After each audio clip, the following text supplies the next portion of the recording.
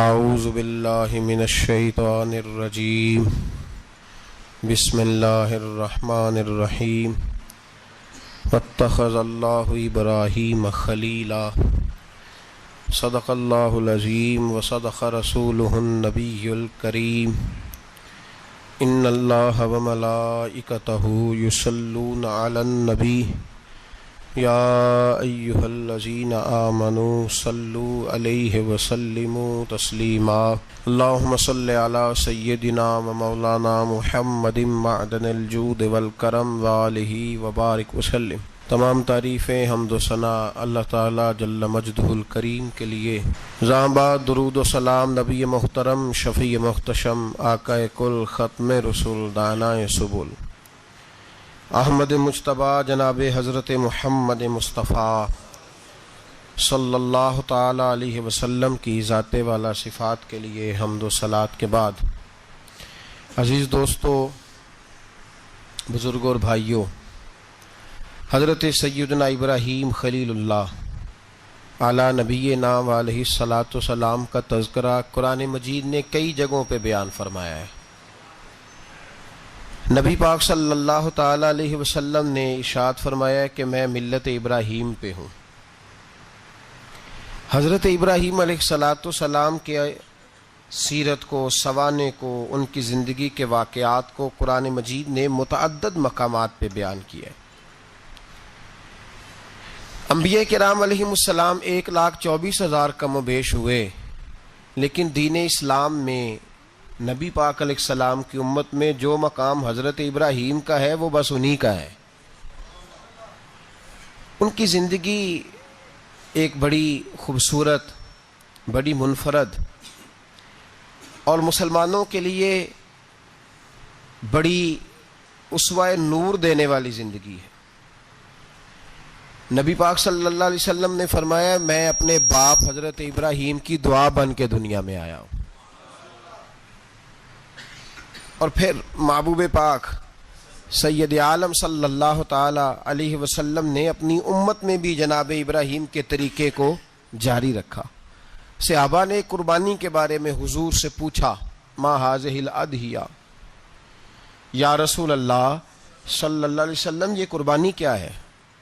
تو فرمایا سنت ابیکم ابراہیم، یہ تمہارے باپ حضرت ابراہیم کا طریقہ ہے، یہ تمہارے باپ حضرت، حالانکہ قربانی نبی پاک صلی اللہ علیہ وسلم کا بھی طریقہ ہے، لیکن فرمایا تمہارے باپ حضرت ابراہیم کے ذکر کو باقی رکھا۔ اللہم صلی علی محمد وعلی آل محمد کما صلیت علی ابراہیم وعلی آل ابراہیم، ان کے تذکرے کو باقی رکھا دین کے اندر۔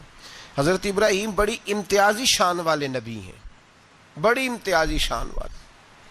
رب کریم کا وہ دوست جس نے کوئی چیز بچا کے نہیں رکھی، ہر شے ہی اپنے رب کی بارگاہ میں پیش کر دی۔ چند چیزوں سے انسان کو بڑا پیار ہوتا ہے، گھر اسے بڑا پیارا ہوتا ہے۔ وہ بڑا خوبصورت ہوٹل، 5 اسٹار ہوٹل میں رہا، وہ اسلام آباد گیا، کسی سفر پہ گیا تو بڑے اعلیٰ قسم کے اس کو کھانے ملے، بڑی چیزیں ملی، لیکن کبھی دائیں کروٹ کبھی بائیں کروٹ۔ تو ساتھ بیڈ پہ دوست تھا تو اس نے کہا صاحب سو جاؤ، تو اس نے کہا یار جو مزہ اپنے گھر میں سونے کا ہے وہ کسی اور جگہ تھوڑی ہے۔ گھر بڑا پیارا ہوتا ہے، انسان کو لگاؤ ہوتا ہے، جس بے تکلفی سے، سکون سے، آرام سے انسان اپنے گھر میں وقت بتاتا ہے، کہیں اور مشکل ہو جاتا ہے۔ دوسرا، انسان کو اولاد بڑی پیاری ہوتی ہے، بڑی عجیب شے، نہ ہو تب بھی بڑا دکھ ہے، اور ہونے کے بعد بھی اس کی بڑی آزمائشیں، یہ بڑی ایک میٹھی چیز ہے۔ اولاد ایک بڑا عجیب سا میوہ ہے، پتہ نہیں یہ کس انجیکشن کا نام ہے کہ چھاتی پر چڑھ جائے تو اللہ سکون عطا فرما دیتا ہے، پتہ نہیں کس ٹھنڈی دولت کا نام رب کریم نے اولاد رکھا ہے، بڑی پیاری ہوتی ہے اولاد۔ پھر تیسری چیز انسان کی اپنی جان ہے، اور یہ اتنی قیمتی شے ہے کہ اللہ کریم نے فرمایا کہ اگر تیری گردن پہ کوئی آدمی پستول رکھ کے، تلوار تیرے گلے پہ رکھ کے کہے نہ کہ رب کا انکار کر دے ورنہ مار دوں گا، تو فرمایا وقتی طور پہ میری ذات کا انکار کر پر جان بچا جا۔ اگر تو مرنے کے قریب ہو گیا ہے اور حرام شے کھائے بغیر تو بچ نہیں سکتا، مر جائے گا، تو فرمایا چل تو اس طرح کر، حرام کھا کے جان بچا، پر جان بچانا فرض ہے، ضروری ہے۔ وطن بڑا پیارا، اولاد بڑی پیاری، جان بڑی پیاری، پر حضرت ابراہیم سے رب کریم نے فرمایا چل ابراہیم کوئی چیز دے، تو کہا یا اللہ تینوں ہی تیرے نام پہ قربان کرتا ہوں، تیری ہوئی ساری، ہر شے تیری۔ حضرت ابراہیم نے دین کے لیے، آپ شہر بابل کے قریب پیدا ہوئے تھے، وہاں سے مصر آئے، مصر سے فلسطین آئے، اور فلسطین سے آ کر کے کعبہ آباد فرمایا۔ زندگی سفروں میں گزری، سفر ایک تکلیف والی چیز ہے، پر حضرت ابراہیم نے وطن چھوڑ دیا، گھر چھوڑ دیا۔ جان بڑی عزیز ہوتی ہے اصل میں نا، جب انسان جد و جہد کرتا ہے نا دین کے لیے، تو اس کے رستے میں بڑی چیزیں آتی ہیں، کبھی اولاد، کبھی گھر، کبھی باہر، کبھی حکومتیں، کبھی سیاستیں، کبھی چدراہٹیں، اس کے رستے میں بڑا کچھ آتا ہے اور اسے ہر چیز کو فیس کرنا پڑتا ہے۔ گھر کے اندر بھی جنگ ہوتی ہے اور گھر کے باہر بھی لڑائی ہوتی ہے، یہ آسان ہے ہی نہیں۔ ہم تو خیر ہتھیار چھوڑ کے پھینکنے والے لوگ ہیں، ہم بھولے بھالے لوگ ہیں، ہم کہتے ہیں میں نے تو کہا تھا مہندی نہ کرو، پر بیٹے نہیں مانے، تو بھولے جو ہوئے۔ اسی طرح حالانکہ اگر وہ بیٹا کہے نا کہ ابا جی لاؤ زندگی میں سارا کچھ میرے نام کرو، تو پھر ہم بھولے نہیں ہوتے، اور اس وقت ہم تیز ہوتے ہیں، کہتے ہیں یہ کیسے ہو سکتا ہے، ہاتھ کاٹ کے دے دوں۔ اس وقت نہیں، دین کے معاملے میں بھولے ہوتے ہیں۔ بیٹا بد مذہب کے پاس جا رہا ہے تو اس وقت ہم بھولے بھالے ہیں، کوئی عرض نہیں، لیکن اگر وہ اپنی پسند کی شادی کرے ہمیں کراس کر کے، پھر ساتھ ہی ہم تیز ہو جاتے ہیں۔ تو حضرت ابراہیم نے جب دین کے لیے نکلے تو جد و جہد کی، گھر کے اندر بھی گھر کے باہر بھی۔ آپ کے والد کا نام طارق ہے، وہ توحید پرست تھے، ایماندار تھے، پرہیزگار تھے۔ آپ کے چچا کا نام آزر ہے، وہ بت پرست تھے، بت بیچا کرتے تھے۔ حضرت سیدنا ابراہیم علیہ السلام جب میدان عمل میں نکلے تو حضرت ابراہیم علیہ السلام نے اپنے گھر سے جہاد شروع کیا، لڑنا پڑا۔ گھر کے اصولوں سے، چچا نے جو رواج بنائے ہوئے تھے اس رواج سے ٹکرائے۔ فرمایا میں اپنے گھر کے اندر یہ بت پرستی نہیں ہونے دیں گا۔ چچا کو ایک دفعہ نہیں، بار بار 100 دفعہ سمجھایا۔ آپ کا چچا بت بنا کے بیچا کرتا تھا۔ حضرت ابراہیم علیہ السلام تھوڑے بڑے ہوئے تو کہنے لگا کہ چلو میرے ساتھ، تم بھی بت بیچنے ہیں، ہمارا کاروبار ہے۔ حضرت ابراہیم ساتھ نکلے تو بت پکڑا ہے، گندے پانی کے اندر اس بت کو ڈبوتے ہیں، کہتے ہیں کسی نے خریدنا ہے تو خرید لو، نہ یہ نفع دے سکتا ہے نہ نقصان دے سکتا ہے، جو اپنا آپ نہیں بچا سکتا تمہیں کیا بچائے گا، خریدنا ہے تو خرید لو۔ چچا کہنے لگا تو کاروبار چمکا رہا ہے کہ تباہ کر رہا ہے۔ گھر میں بڑے معاملات خراب ہوئے، جھگڑے ہوئے، لیکن حضرت ابراہیم علیہ السلام ایک منٹ کے لیے بھی اپنے گھر کے اندر بھی کمپرومائز کرنے کو تیار۔ یہ تھوڑا مشکل میں نے پہلو چھیڑ دیا ہے، یہ تھوڑا مشکل پہلو چھیڑ دیا ہے۔ بڑا سمجھدار آدمی ہے پر بیوی سے پردہ نہیں کرا سکتا، سیانا ہے، پنچایت کا بندہ ہے، جو اس سے آپ کہیں گے وہ بات یہ سنائے گا، لیکن کہتا ہے نہیں جی میں نے کوشش کر لی ہے۔ کس قسم کی کوشش ہے صاحب، یہ کیسے ہو گیا؟ حضرت ابراہیم علیہ السلام نے گھر کے اندر سے فرمایا نہیں کرنے دوں گا، گھر کے اندر بھی ٹکرائے، فرمایا تم جو بھی ہو پاش پاش کیا چچا کے اصولوں کو، اور باہر جب نکلے تو صرف علاقے کے چیئرمین سے نہیں ٹکرائے، ایم پی ایم این اے وزیر مشیر سے نہیں ٹکرائے، سپر پاور نمرود دنیا کا واحد حکمران تھا اس وقت، دوسرا کوئی حکمران ہی نہیں تھا، اکیلے حکمران سے جا کر ٹکرائے، کوئی ساتھ فوج نہیں تھی، کوئی ساتھ ان کے طاقت بظاہر دنیا داری کی کوئی نہیں تھی، پر حضرت ابراہیم جا کے ٹکرائے، اور میرے رسول پاک صلی اللہ علیہ وسلم نے سند بیان کی، فرمایا افضل الجہاد کلمۃ الحق عند سلطان الجابر، فرمایا سب سے افضل جہاد یہ ہے کہ تو ظالم بادشاہ کے سامنے کھڑے ہو کے حق بات بیان کر دے، یہ سب سے بڑا جہاد ہے، یہ سب سے افضل الجہاد کلمۃ الحق عند سلطان الجابر، سب سے بڑا جہاد۔ حضرت ابراہیم کھڑے ہو گئے، سپر پاور سے ٹکرائے۔ یہاں ہم لوگ حکمتوں کا شکار ہیں، دیکھیں گے، کریں گے، سوچیں گے، اور مولوی صاحب کو ویسے کہتے ہیں آپ پرہیز کریں سیاسی باتوں سے. بھئی اللہ کے ہر نبی نے جا کے وقت کے ظالم حکمران کو لتاڑا ہے, للکارا ہے. یہ تو مشن انبیاء ہے. حضرت سیدنا ابراہیم علیہ السلام نے جو اس کو جا کے کہا کہ تو جھوٹ بولتا ہے, تو جھوٹا ہے, تو خدائی کا دعویٰ کرتا ہے, تو بہت بڑا ظالم ہے. اور قرآن مجید نے اس ساری بات کو بیان فرمایا ہے. حضرت ابراہیم علیہ السلام سے کہنے لگا میں رب ہوں. تو آپ نے فرمایا میرا رب تو وہ ہے جو زندہ کرتا اور مارتا ہے. تو پھر آپ حق بات بیان کریں گے تو اللہ مارے گا کہ بندہ مارے گا؟ کچھ بھی نہیں ہوتا, کیونکہ زندگی موت کس کے ہاتھ میں ہے؟ اللہ کے ہاتھ میں. زندگی موت اللہ, کچھ بھی نہیں ہوتا. انسان صحیح سمت کا تعین کرے اور صحیح چلے. حضرت علی شیر خدا سے کسی نے کہا تھا کہ آپ کے بڑی دشمنی ہے, کوئی محافظ رکھ لیں. آپ فرمانے لگے موت خود بہت بڑی محافظ ہے, وقت سے پہلے آتی ہی نہیں. بڑی محافظ ہے, وقت سے پہلے. علامہ نورانی رحمۃ اللہ تعالی علیہ کراچی جیسے شہر میں رہا کرتے تھے, جہاں گام گام پہ خطرہ تھا.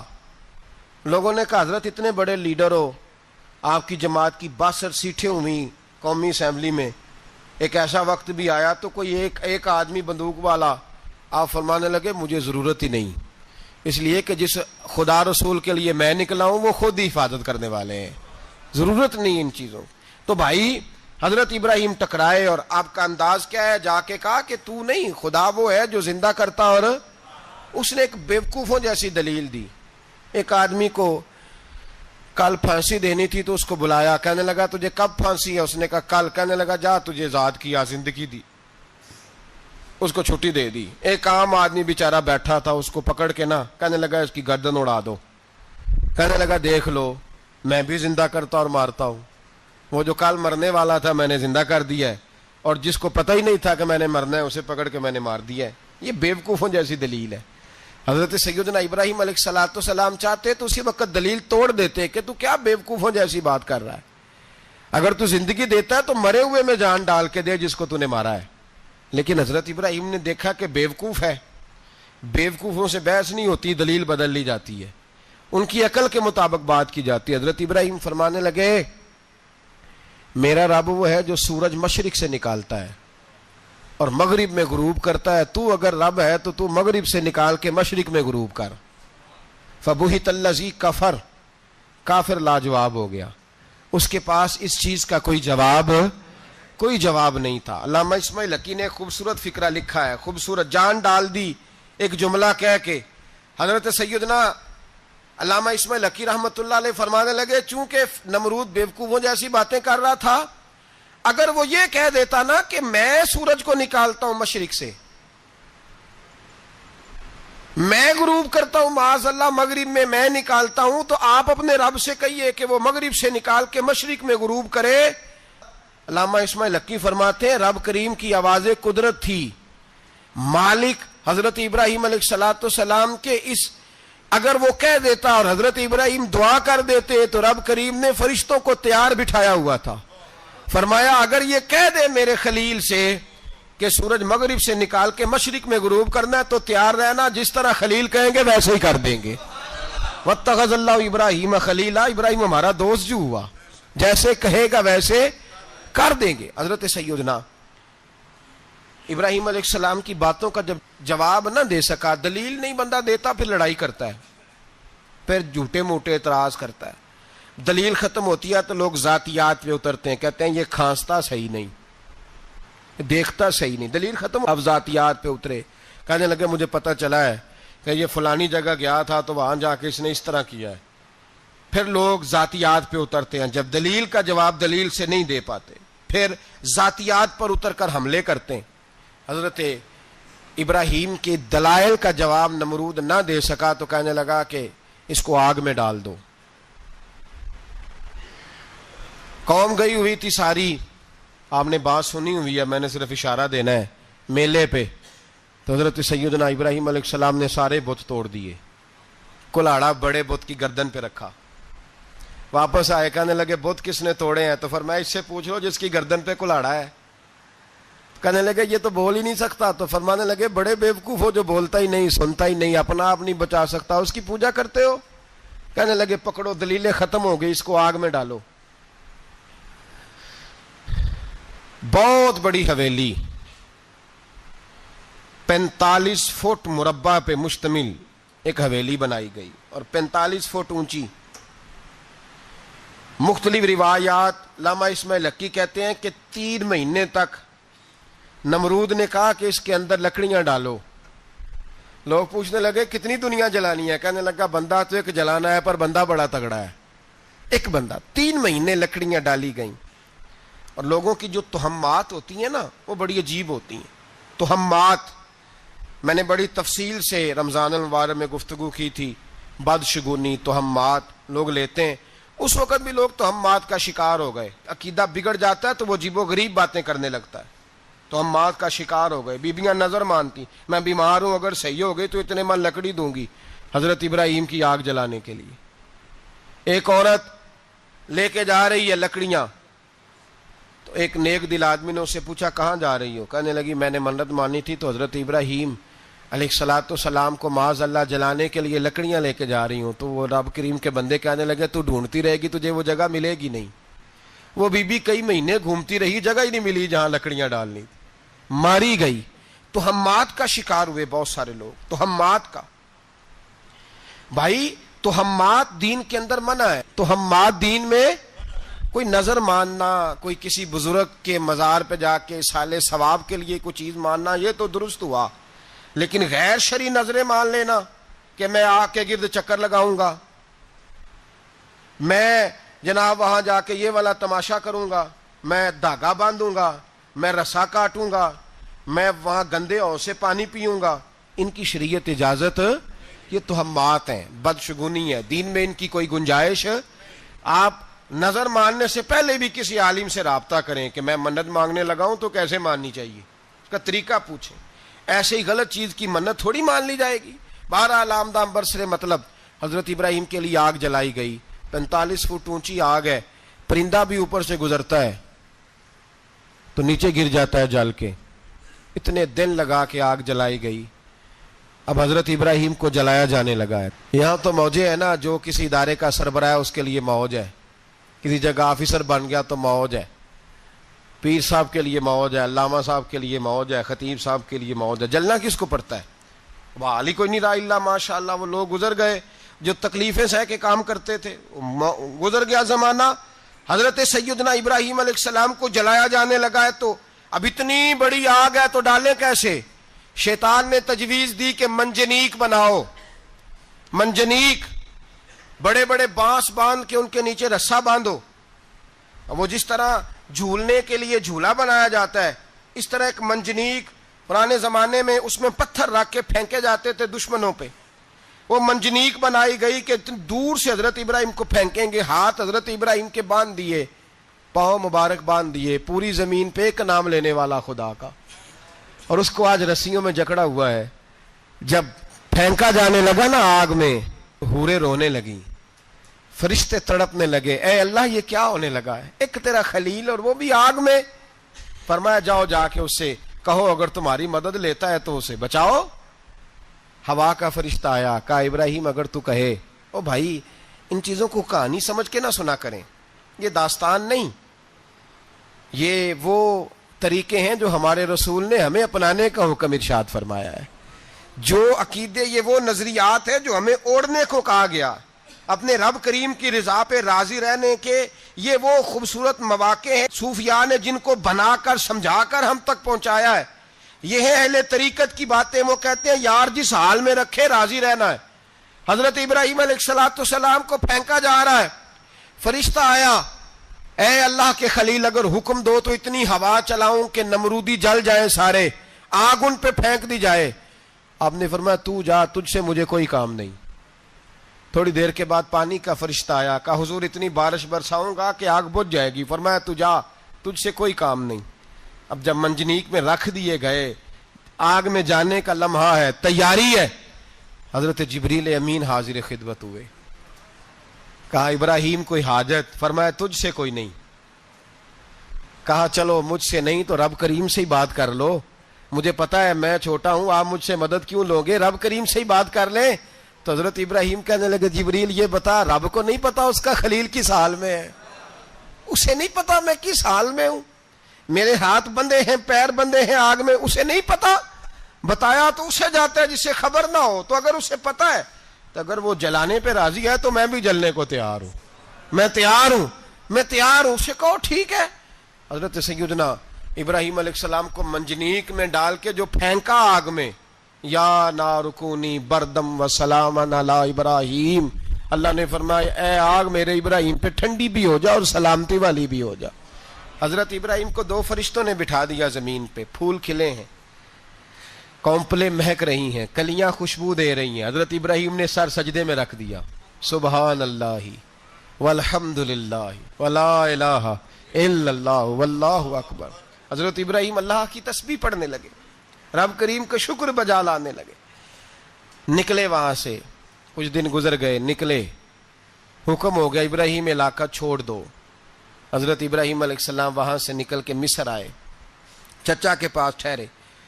انہوں نے اپنی بیٹی جناب سارہ کا نکاح کر دیا۔ کچھ آگے بڑھے تو ایک ظالم بادشاہ سے ٹکرائے، اس نے ایک شہزادی، ایک بادشاہ کی بیٹی قید کی ہوئی تھی، جناب ہاجرہ نام تھا، ان کو قید سے چھڑا کے ساتھ لائے۔ حضرت لوط علیہ السلام بھی ساتھ، یہ 4 لوگوں کا قافلہ چلا، فلسطین میں جا کے پڑاؤ ڈالا، گھر بار چھوڑا، تبلیغ شروع ہوئی۔ حضرت ابراہیم کے گھر میں 2 خواتین ہیں، ایک آپ کی بیوی ہیں، ایک حضرت ہاجرہ ہے، اولاد کوئی نہیں، بڑا میوہ ہے میٹھا، گھر وہی آباد ہوتا ہے جس میں بچے روتے ہیں، گھر ہوتا ہی وہ ہے جس میں بچوں کی چنچناہٹ ہوتی ہے، بھن بھناہٹ ہوتی ہے۔ حضرت ابراہیم نے ایک بچہ روتے ہوئے دیکھا تو آنکھوں میں آنسو آئے، کہنے لگے ربی حب لی من الصالحین، یا اللہ مجھے بھی نیک اولاد عطا کر دے۔ حضرت سارہ نے سن لیا، کہنے لگی ابراہیم شاید میرے بطن سے تو آپ کو نصیب نہیں، ہاجرہ سے نکاح کر لو۔ جناب ہاجرہ سے نکاح ہوا۔ اللہ تو بڑا بے نیاز ہے، رب کریم نے حضرت اسماعیل جیسا خوبصورت بیٹا عطا فرمایا۔ بیٹا کالا سیاہ بھی ہو تو سینے کی ٹھنڈک ہوتا ہے، پر یہ تو وہ بیٹا ہے جس کی پیشانی میں نور محمدی چمکتا ہے صلی اللہ علیہ وسلم۔ حضرت سیدنا اسماعیل علیہ اتنے خوبصورت، اب جس بیوی کے ہاں بیٹا تھا، بیٹھنا اٹھنا بھی زیادہ اس کے پاس، آنا جانا بھی اس کے پاس، توجہ ادھر ہو گئی۔ جناب سارہ رشک کرنے لگی، ایک دن کہنے لگی اسے چھوڑ آ جنگل میں، وادی غیر ذی زرع، مکے کے پاس۔ بھائی ایک بیٹا عالم دین بنا لو، کہنے لگا روٹی کہاں سے کھائے گا؟ تیرے 5 بیٹے ہیں، کو حافظ قرآن بنا، کہتے روٹی کہاں سے کھائے گا؟ وہ بچہ بھی کہتا ہے میں کہاں سے کھاؤں گا؟ حضرت ابراہیم علیہ السلام تو چند مہینے کا بچہ چھوڑ آئے، تو کہاں سے روٹی کھائی حضرت اسماعیل نے؟ کہاں سے کھائی ان کی اماں نے روٹی؟ بھوکے مر جاتے ہیں یہ سارے۔ میں بڑی ذمہ داری سے کہا کرتا ہوں کہ جتنی خوبصورت روٹی اللہ کریم دین کے خادموں کو عطا کرتا ہے شاید کسی اور کے نصیب ہوتی ہو، لیکن ہم لوگ توجہ ہی نہیں کر رہے، ہمارا ذوق ہی نہیں بن رہا، ہم یہ محنت ہی نہیں کر رہے کہ قوم کو مستند علماء کی ضرورت ہے، علاقوں کے علاقے خالی ہیں، ادھر ہمارا مزاج ہی نہیں بن رہا، توجہ ہی نہیں دین کی خاطر۔ اور پھر چلے بچے تو بعد کی بات ہے نا، جو ابھی خود جوان ہے وہ بھی یہ دعا، ایک صاحب مجھے کہنے لگے میں دعا مانگ رہا ہوں اللہ مجھے بیٹا دے تو میں اسے دین پہ لگاؤں گا، تو میں نے کہا آپ بھی بوڑھے نہیں ہوئے، آپ خود ہی لگ جائیں، بیٹا تو ابھی آئے گا تو لگے گا نا، تو آپ تو اس وقت ہے تو آپ تو پہلے لگے نا صاحب، 2 گھنٹے تو نکال کے آئے، دین سیکھنے کو کافی ہے۔ آپ اتنی لمبی سوچ رہے ہیں کہ بچہ آئے گا تو بڑا ہوگا تو وہ جائے گا تو دیکھی جائے گی، ابھی تو آپ ہیں تو آپ تو آؤ۔ حضرت ابراہیم نے بچہ وہاں چھوڑا۔ یہاں سے جو عمرہ کرنے لوگ جاتے ہیں نا، جو حج کرنے جاتے ہیں، ان کو پتا ہے کہ وہاں دنیا کی ہر نعمت ملتی ہے، پھر بھی ڈبل ٹرپل پیسے لوگ جیبوں میں ڈال کے جاتے ہیں۔ حضرت ابراہیم جب وہاں لے کے گئے تو کوئی انسان نہیں تھا، پانی کا قطرہ نہیں تھا، 2 کلو کھجوریں، ایک مشکیزہ، بیوی کو تھمایا۔ ہمارے گھر میں ہزاروں چیزیں پڑی ہیں، لیکن وہ جو توکل ہے نا وہ ختم ہو گیا ہے۔ اللہ دے گا، حلال حلال پہ قناعت کرے، جائز جائز پہ بھروسہ کرے، رب کریم عطا کرنے والا ہے، وہ مزاج ختم ہو گیا۔ حضرت سیدنا ابراہیم علیہ السلام 2 کلو کھجوریں، ایک مشکیزہ پانی کا دے کر کے، اور وہاں بٹھایا آپ نے اپنے بچے کو اور اپنی زوجہ جناب ہاجرہ کو، اور بٹھا کر کے واپس پلٹنے لگے تو حضرت ہاجرہ سلام اللہ علیہ نے آواز دی، کہا ابراہیم کس کے سہارے پہ چھوڑ کے جا رہے ہو؟ جہاں آب زمزم کا کنواں ہے نا، جو لوگ گئے ہیں جنہوں نے صفا مروہ کی صحیح کی ہے، صفا مروہ سے باہر نکلے نا، سرکار کی ولادت کا مقام ہے، اس جگہ پہ آب زمزم کا کنواں تھا، وہاں حضرت سیدنا ہاجرہ کو بٹھایا، کوئی چیز نہیں، کوئی درخت نہیں، کوئی کھیت نہیں، کوئی پانی نہیں، کوئی کنواں نہیں، وہاں بٹھایا اور بٹھا کر کے نکلنے لگے تو جناب ہاجرہ فرمانے لگی ابراہیم کس کے سہارے پہ چھوڑ کے جا رہے ہو؟ کہنے لگی اللہ کے سہارے پہ۔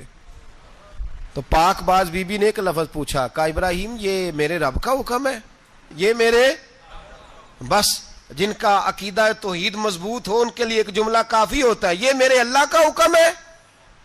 تو جناب ابراہیم علیہ السلام فرمانے لگے ہاجرہ ہاں رب کا حکم ہے۔ جب یہ لفظ کہے تو چاہیے تھا نا حضرت ابراہیم تسلی دیتے، تو بی بی صاحبہ تسلی دینے لگی، عرض کرنے لگی ابراہیم اگر اللہ کا حکم ہے تو پھر آپ ہماری فکر نہ کرنا، اگر یہ رب کا حکم ہے تو پھر ہماری فکر نہ کرنا، جس رب نے ہمیں یہاں تک پہنچایا ہے وہ ہمیں کبھی بھی ضائع نہیں فرمائے گا، پھر فکر نہ کرنا۔ حضرت ابراہیم آ گئے، بات آپ نے سنی ہوئی ہے، اشارہ کرنا مقصود ہے۔ 13 سال میں چلے مان بھی لیا جائے بعض روایات کی روشنی میں کہ آتے جاتے بھی رہے، لیکن مکمل دیکھ بھال اپنے بچے کی پرورش میں پورا حضرت ابراہیم علیہ السلام کا کردار، سارا کردار ماں کا تھا۔ میں جب خواتین کے بارے میں کوئی بات کرتا ہوں تو میں آپ کو اکثر کہتا ہوں کہ یہ صرف بیوی کے لیے حکم نہیں ہوتا، یہ ٹریننگ بیٹی کو دینی ہے اور بہن کو دینی ہے، یہ تربیت کریں اپنے گھر میں۔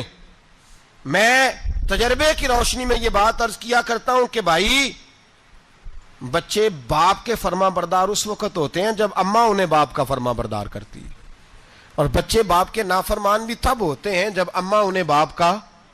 میں نے اپنے کانوں سے سنا ایک دفعہ ایک بچہ اپنے باپ سے کہہ رہا ہے آپ نے تو ساری زندگی باہر گزار دی، پیسے کمانا کون سا مشکل کام ہے، دکھ سکھ تو سارے اماں نے برداشت کیے، سکولوں میں وہ جاتی تھی، فلانا کام وہ کرتی تھی، فلانا کام۔ اب یہ سوچ اس کی ذاتی تو نہیں، یہ اس کو دی گئی ہے، اور اگر اس کو یہ سوچ دے دی جائے کہ اماں کہے کہ میں تو اپنوں میں رہی ساری زندگی، میں نے تو اپنوں میں وقت گزارا، اور تیرا باپ تو کئی دفعہ جنازے بھی نہیں پڑھ سکا، اس نے تو ماں باپ ایسے دفن کر دیے، وہ اگر یہ سوچ فراہم کرے تو پھر بچہ باپ کا فرما بردار ہوتا ہے۔ اور یہ والی روایتیں ہم بیوی کو سناتے ہیں، حالانکہ کس کو سنانی چاہیے؟ بولیے، بہن اور بیٹی کو، بہن اور بیٹی کو سنائیں یہ باتیں، ان کو سمجھائیں تاکہ آگے جا کے وہ جو گھر ترتیب دیں وہ گھر بڑا عمدہ اور نکھرا ہوا ہو۔ حضرت سیدنا ابراہیم 13 سال کے بعد آئے، چونکہ گھر میں اللہ تبارک و تعالیٰ کی دوستی کا چرچا تھا، اللہ تبارک و تعالیٰ کی محبوبیت کا غلبہ تھا۔ 13 سال کے بعد فلما بالغ معہ سعیا، بیٹا جب اتنا بڑا ہوا کہ سال چلنے لگا تو حضرت ابراہیم نے اپنے بیٹے کو بلا کے کہا بیٹا مجھے خواب آئی ہے، میں تجھے ذبح کر رہا ہوں، تیری کیا رضا ہے؟ تو حضرت اسماعیل کہنے لگے یا ابت افعل ما تؤمر، ابا جی اللہ جیسے حکم دیتا ہے میرے ساتھ ویسے ہی کریں، جیسے اللہ حکم دیتا ہے ویسے ہی، بولیے، ویسے ہی کریں۔ حضرت ہاجرہ کو کہا کہ ایک دوست نے دعوت کی ہے تو وہاں جا رہے ہیں، بی بی مطمئن ہے، تفصیلات کی ضرورت نہیں، ختم بات، اعتبار ہے، مطمئن ہو گئی۔ شیطان پیچھے سے آیا اماں کے پاس، ذرا تھوڑی دیر کے لیے تصور جمائیے، یہاں تو پڑوسن آ کے کوئی بات بتا دیتی ہے خاوند کے بارے میں تو کئی مہینے جھگڑا جاری رہتا ہے، پڑوسن محلے دار۔ شیطان نے آ کے بتایا لفظ کیا ہے؟ کہا حضرت تمہیں پتا ہے کہاں جا رہے ہیں؟ کہا دوست کی دعوت میں۔ تو کہنے لگے دوست کون ہے؟ رب کریم، اور ابراہیم کا خیال ہے کہ اس رب نے مجھے حکم دیا ہے کہ میں ذبح کروں۔ تو حضرت ہاجرہ کہنے لگی کبھی باپ بھی بیٹا ذبح کرتے ہیں؟ تو شیطان کہنے لگا ان کا خیال ہے کہ ان کے رب نے حکم دیا ہے۔ تو جناب ہاجرہ فرمانے لگی اگر رب نے حکم دیا تو پھر تو مجھے شیطان لگتا ہے، تو مجھے شیطان لگتا ہے۔ کہا کیا مطلب؟ فرمانے لگی اگر رب کریم کا حکم ہے تو میرے پاس ایک اسماعیل ہے، اگر 1000 بھی ہوتے میں سارے اللہ کے راستے میں پیش کر دیتی، دے دیتی، مالک کا ہی تو ہے سارا کچھ، اسی کا ہے، اس میں لیت اللہ کی کیا گنجائش؟ حضرت سیدنا ابراہیم علیہ السلام نے بیٹے کے حلق پہ چھری رکھ بھی دی اور چھری چلا بھی دی، رکھ بھی دی، اور وہ تو اللہ کریم نے فرمایا یا ابراہیم قد صدقت الرؤیا، ابراہیم تو نے خواب سچا کر دکھایا، وہ قیامت تک تیرا نام رہے گا۔ حضرت ابراہیم نے وطن بھی دیا، جان بھی دی، بیٹا بھی، اللہ کریم نے دمبے دیے، فرمایا یہ فدیہ ہے۔ اب یہ قربانی قیامت تک حضرت ابراہیم کے طریقے کے مطابق جاری ہے. حضرت ابراہیم بہت بڑے مہمان نواز تھے, بہت بڑے. آپ جب مصر میں قیام تھا تو بڑے بڑے لمبے چوڑے لنگر پکتے تھے, لوگ آیا جایا کرتے تھے, بڑا تفصیل کے ساتھ کھانا ہوتا تھا. مہمان نوازی آپ کی خاص صفت مبارکہ ہے. ہمارے ہاں بھی مہمان نوازی ہوتی ہے امیروں کی, بلکہ اب تو مہمان نوازی اس طرح کی ہے کہ کل تیری میرے پاس دعوت ہے اور پرسوں میری تیرے پاس ہے. وہی امیروں میں وہ چکر رہتا ہے, پارٹیاں دوست ایک دوسرے کو ڈالتے ہیں, تیری طرف پارٹی تیری طرف. اور اسی انداز میں اب یہ عید آئے گی نا, ٹکا پارٹیاں ہوں گی جگہ جگہ. اور لوگ سوال پوچھنے لگے ابھی سے, کہتے ہیں قربانی کا کتنا گوشت گھر رکھنا جائز ہے, قربانی کا کتنا گوشت گھر رکھنا جائز ہے؟ سارا ہی جی. اس لیے فریزر لے لے, فریج سے نہیں کام چلے گا. سارا ہی جہاز گھر رکھنا سارا ہی جائز ہے, رکھ لیں. او خدا کے بندے, قربانی وہ بندہ دیتا ہے جو سارا سال ہی گوشت کھاتا ہے. صحیح کہہ رہا ہوں؟ قربانی صاحب نصاب صاحب استطاعت بندہ دیتا ہے نا, تو وہ سارا سال ہی گوشت, تو سارا گھر میں رکھنا بھی جائز ہے, لیکن سارا دے دینا بھی. تو جو آ رہی ہے اس پہ کیوں توجہ کرتے ہو, جو دوسرا جائز ہے اس پہ کیوں نہیں عمل کرتے؟ سارا تقسیم کر دیں, بات ختم ہوئی. یقین کریں, محرم میں جا کے دوست ٹیلی فون کر کے سوال پوچھتے ہیں, کہتے ہیں صاحب سنا ہے قربانی کا گوشت محرم میں کھانا جائز نہیں. میں کہ نہیں, ربیع الاول چ بھی جائز جے, رجب رمضان تک کھاؤ, کوئی بندہ نہیں منع کرتا. اس لیے کہ کسی کو دینا تو پسند ہی نہیں. یا پھر اس میں سے جو خاص چیزیں ہیں وہ اپنی فریج میں, اور باقی جو ہے وہ دوسروں کے لیے. یہ کیا طریقہ ہے ہمارا؟ اور اسی پہ عمل ہے. اللہ تبارک و تعالی ہمیں سمجھنے کی توفیق عطا فرمائے. حضرت ابراہیم بہت بڑے مہمان نواز تھے. صرف قربانی نہیں دیتے تھے, سارا سال بہت سارا لنگر, بہت سارا کھانا پینا, بہت ساری چیزیں جاری رہتی تھی. اور جتنے غریب لوگ تھے فلسطین کے, ان کو پتا تھا کہ حضرت ابراہیم علیہ الصلوۃ والسلام کا لنگر جاری ہے. فلسطین میں جب آپ کا قیام تھا, ایک دفعہ ڈھیروں مہمان آ گئے اور کھانے کو کوئی چیز نہیں. حضرت سارہ اور جناب ہاجرہ دونوں اس وقت موجود تھیں. وہ کہنے لگی ابراہیم بہت سارے مہمان آ گئے تو کیا کریں؟ جناب سارہ کہنے لگی کس طرح کر کے ان کی مہمان نوازی کرنی. اور حالات یہ ہیں کہ قحط پڑا ہوا ہے فلسطین میں, مصر میں, دور دراز علاقوں میں. تو حضرت ابراہیم کہنے لگے یہ اللہ کے مہمان ہیں اور ہمیں رب کریم کا بندہ سمجھ کے آ گئے, اللہ ہی بندوبست کرے گا. فرمانے لگے میرا مصر میں ایک دوست ہے, وہ قحط کے دنوں میں غلہ جمع کر لیتا ہے, میں اس کی طرف پیغام بھیجتا ہوں, مجھے امید ہے وہاں سے غلہ ملے گا. 2 3 5 اونٹ والے غلام بلائے اور ان کو کہا کہ جاؤ غلہ لے آؤ مصر کے دوست سے. وہ لوگ کہتے ہیں ہم غلہ لینے گئے, وہاں جب پہنچے تو حضرت ابراہیم خلیل اللہ علیہ السلام کا پیغام دیا تو آپ کا وہ دوست کہنے لگا غلہ تو بے شمار تھا, مجھے خبر نہیں تھی کہ حضرت ابراہیم کا پیغام آئے گا, تو میں تو سارا تقسیم کر چکا ہوں. لوگ لے گئے, اب تو کوئی شے نہیں. اب وہ خالی آ گئے 5 کے 5 اونٹ. جب خالی آئے تو حضرت ابراہیم کی حویلی کی دیواریں چھوٹی چھوٹی تھیں. ان غلاموں میں سے, خادموں میں سے, آپ کے ان چاہنے والوں میں سے ایک کہنے لگا یار وہ غریب تو انتظار کر رہے ہوں گے کہ غلہ لینے گئے ہیں, ہمیں روٹی ملے گی. چھوٹی چھوٹی دیواریں ہیں, وہ جب دیکھیں گے نا خالی آ گئے تو انہیں تکلیف ہوگی. اس طرح کرو بوریوں میں ریت بھر لیتے ہیں, ریت بھر کے لے جاتے ہیں, بعد میں اندر رکھ کے انہیں سمجھا بہلا لیں گے یا حضرت ابراہیم کو بتائیں گے, وہ خود ہی ان لوگوں کی دل جوئی فرمائیں گے. اب غلہ کی جگہ ریت بھر کے اونٹوں پہ رکھ کے لائی گئی. لا کے بوریاں جب رکھ دی گئیں, حضرت ابراہیم علیہ السلام دوپہر کے وقت آرام فرما رہے تھے.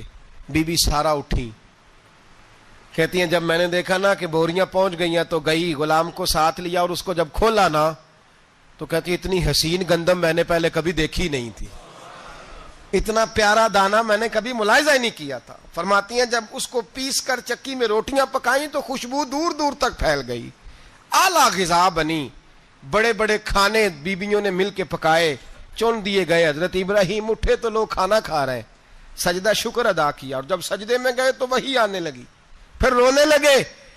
جب پلٹ کر باہر تشریف لائے تو جناب سارہ کہنے لگی ابراہیم تمہارا مصری یار بڑا اچھا ہے, اس نے اتنی اعلیٰ گندم بھیجی ہے کہ اتنی تو میں نے پیاری گندم کبھی دیکھی نہیں. جناب ابراہیم مسکرائے, فرمانے لگی سارہ یہ مصری یار نے نہیں بھیجی، یہ میرے عرشی یار نے بھیجی ہے، یہ میرے عرشی یار نے بھیجی ہے۔ بھائی مہمان نوازی مزاج تھا، ہاتھ لوٹا دینا مزاج تھا، دوسروں کی اشک شوئی مزاج تھا۔ حضرت ابراہیم علیہ السلام کا طریقہ ہے قربانی، حضور نے ان کا طریقہ بیان کیا۔ اگر سال کے بعد قربانی دینا ان کا طریقہ ہے تو سارا سال غریبوں کو روٹی دینا بھی حضرت ابراہیم کا طریقہ ہے، سارا سال غریب کی نوکری کرنا یہ بھی حضرت ابراہیم کا طریقہ ہے، بھوکے کو کھانا کھلانا یہ بھی میرے مصطفیٰ کریم سید عالم صلی اللہ علیہ وسلم سے صحابہ نے پوچھا حضور بہترین مسلمان کون ہے؟ بہترین مسلمان، تو حضور نے فرمایا جو سلام لینے میں پہل کرے اور غریب کو روٹی کھلانے میں سب سے اچھا ہو، وہ بہترین مسلمان ہے، زبردست مسلمان۔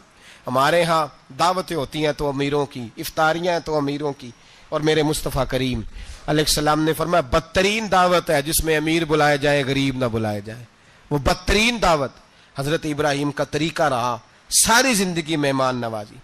اور دوسرا ان کا مزاج تھا، اللہ سے پیار ہو گیا تھا نا، جب رب کریم سے محبت ہوتی ہے نا اور محبت کا احساس ہوتا ہے دل میں، پھر سجدے لمبے ہوتے ہیں۔ عام آدمی تو نماز بھی نہیں پڑھ سکتا، اسے خدا سے محبت ہوتی ہے وہ تہجد بھی نہیں چھوڑ سکتا۔ وہ یہ محبت کی بات ہے نا، جس کو پیار ہوتا ہے اس کی تہجد بھی ہے، اس کی اشراق بھی ہے، چاشت بھی ہے، اس کے عمرے بھی ہیں، اس کے حج بھی ہیں، اس کے بار بار کعبۃ اللہ کے دیدار بھی ہیں۔ یہ محبت الہی ہے، جوش مارتی ہے۔ ان لوگ سجدہ کرتے ہیں تو اٹھتے ہی نہیں، اللہ کے بندوں سے پیار کرتے ہیں اللہ کی۔ حضرت ابراہیم کو رب کریم سے اتنی محبت تھی، اتنا پیار تھا کہ وہ آپ کی زندگی کے ہر پہلو سے چھلکتا تھا۔ ایک وقت ایسا آیا کہ اللہ تعالیٰ نے حضرت ابراہیم کو بہت زیادہ مال عطا فرمایا، اتنے اونٹ گنے نہیں جاتے، گائیں اتنی زیادہ کہ شمار نہیں ہوتی، بکرے بکریاں اتنی زیادہ کہ شمار، بہت زیادہ مال اللہ نے عطا فرمایا۔ اور ابھی کچھ عرصہ پہلے آپ پیچھے جائیں نا تو جو لفظ مال تھا وہ روپے پہ تو بولا ہی نہیں جاتا تھا، وہ جانوروں پہ بولا جاتا تھا۔ بہت زیادہ مال اللہ نے دیا، بکریاں، گائیں، اونٹ، بیل، بڑا کچھ۔ تو رب کریم نے فرشتوں سے فرمایا کہ وَاتَّخَذَ اللَّهُ ابراہیم خلیلا، ابراہیم میرا دوست ہے۔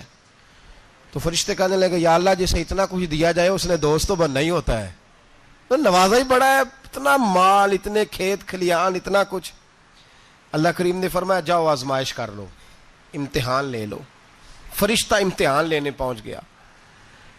حضرت ابراہیم کے جانور چر رہے ہیں چراگاہ میں، حضرت ابراہیم بھی ہیں، غلام بھی ہیں، بہت بڑا ریوڑ ہے، آپ تشریف فرمائیں۔ ایک فرشتہ آیا تو کھیت میں چھپ کے بیٹھ گیا اور بلند آواز سے کہنے لگا سبحان اللہ والحمد للہ ولا الہ الا اللہ واللہ۔ یہ تسبیح بڑی پسند ہے، محبوب نے ان کی فضیلت بیان کی۔ اب وہ حضرت سیدنا ابراہیم علیہ السلام کھڑے تھے تو وہ کھیت میں بیٹھ کے تسبیح پڑھنے لگا سبحان اللہ والحمد للہ ولا الہ الا اللہ۔ حضرت ابراہیم کہنے لگے یہ میرے رب کا نام کون لے رہا ہے؟ بڑی اس کی میٹھی آواز ہے، بڑی، کون ہے؟ ڈھونڈنے لگے، گھومتے گھومتے اس کے پاس چلے گئے، فرشتہ انسانی شکل میں۔ تو میرے رب کا ذکر کر رہا تھا؟ اس نے کہا میں ہی کر رہا تھا۔ فرمانے لگے یار ایک دفعہ پھر نہیں کرتا؟ تو کہنے لگا ابراہیم پہلے تو میں اپنی مرضی سے کر رہا تھا، تو کہتا ہے تو پیسے لگیں گے، پیسے ہیں تو کر دیتا ہوں۔ حضرت ابراہیم کہنے لگے بول تو کیا لے گا، میرے اللہ کا ذکر سنانے کا کیا لے گا؟ کہنے لگا جتنی بکریاں آپ چرا رہے ہیں ساری دے دے تو میں اللہ کا ذکر سنا دیتا ہوں۔ آپ نے فرمایا بس جا تیری ساری ہوئی، میرے رب کا ذکر سنا۔ اور پھر شروع ہو گیا سبحان اللہ الحمد للہ ولا الہ الا اللہ واللہ اکبر۔ حضرت ابراہیم علیہ السلام کیف میں یار پھر ذرا سنا، نہ علماں وچ پھسا سانو، تو یار دی گل سنا سانو، ذرا دوبارہ سنا۔ میں پھر سنایا، ایک دفعہ پھر کہا، فرشتہ کہنے لگا بس جی آپ کے پیسے پورے ہو گئے۔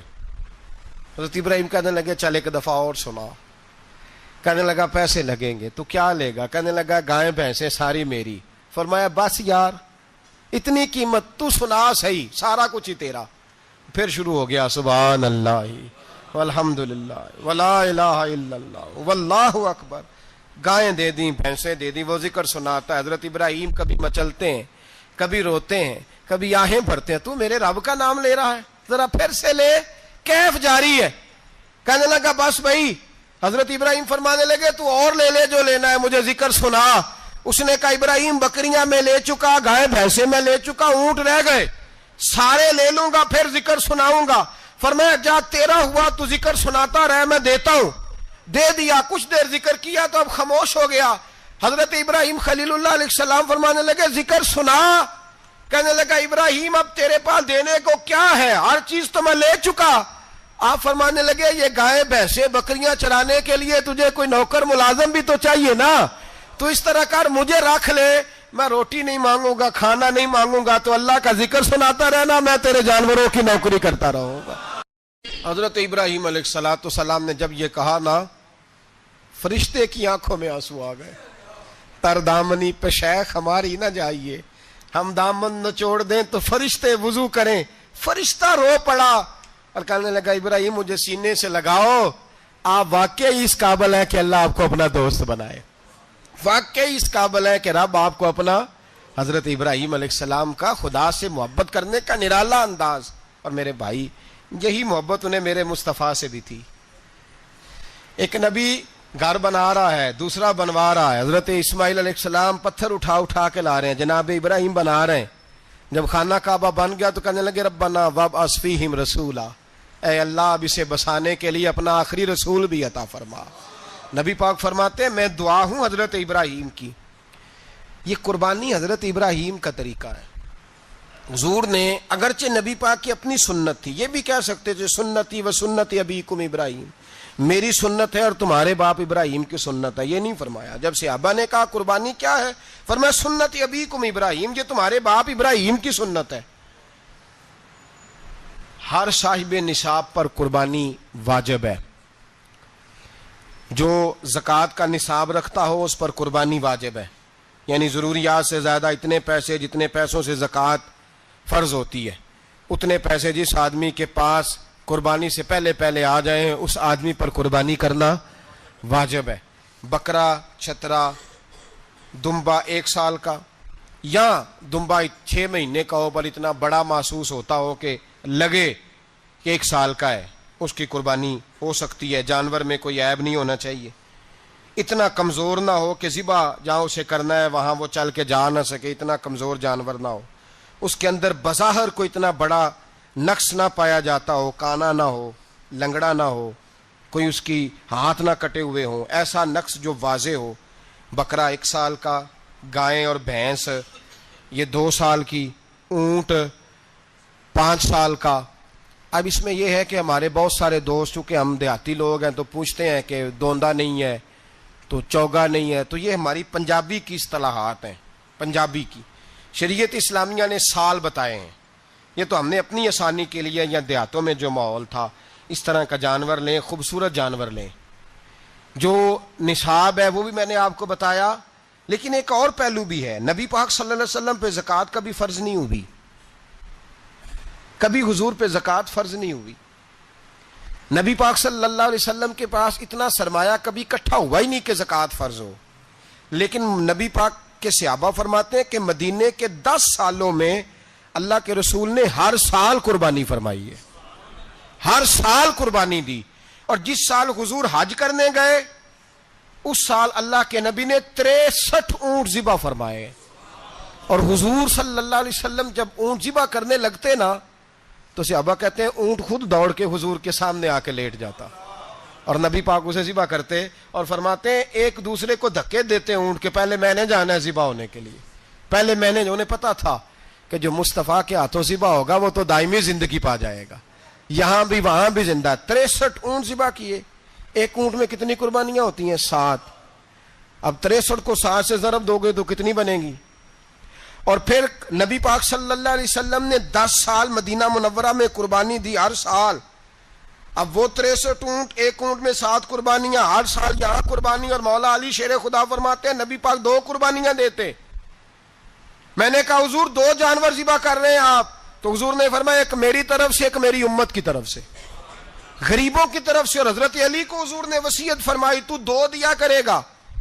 یا رسول اللہ صلی اللہ علیہ وسلم میں غلام ہوں, خادم ہوں. حضور نے فرمایا علی ایک تو نے اپنی دینی ہے, ایک میری طرف سے دینی ہے. 2 قربانیاں. مولا علی نے بھی ساری زندگی 2 قربانیاں دی. حضرت علی بھی مال کے نصاب نہیں تھے,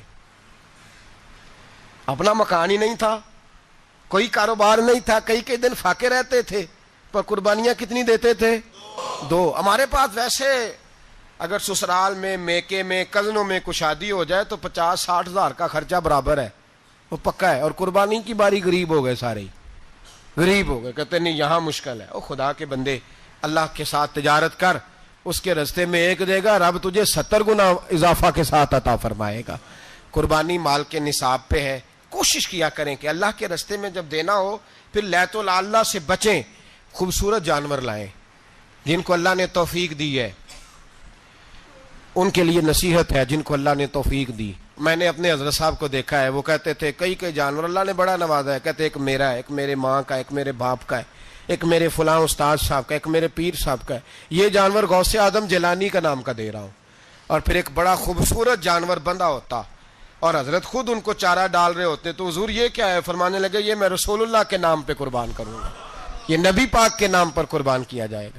جن کو اللہ نے حیثیت دی ہے وہ کوشش کریں اپنے محبوب کی طرف سے بھی قربانی کریں، نبی پاک کے نام کی قربانی دے۔ خوبصورت سا جانور پیارا، پھر اس کی خدمت ہو، پھر اس کی قربانی دی جائے اور نبی پاک کے نام پر قربانی دی جائے۔ حضور نے خود وصیت فرمائی حضرت ابو بکر صدیق کو، قربانی بڑا حسین عمل ہے۔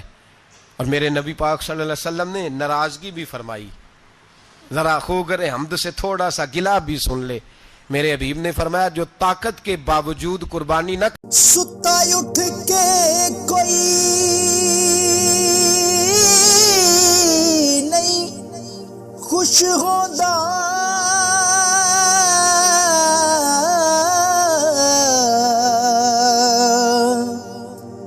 بڑے ستے جگا کے میں ویکھیا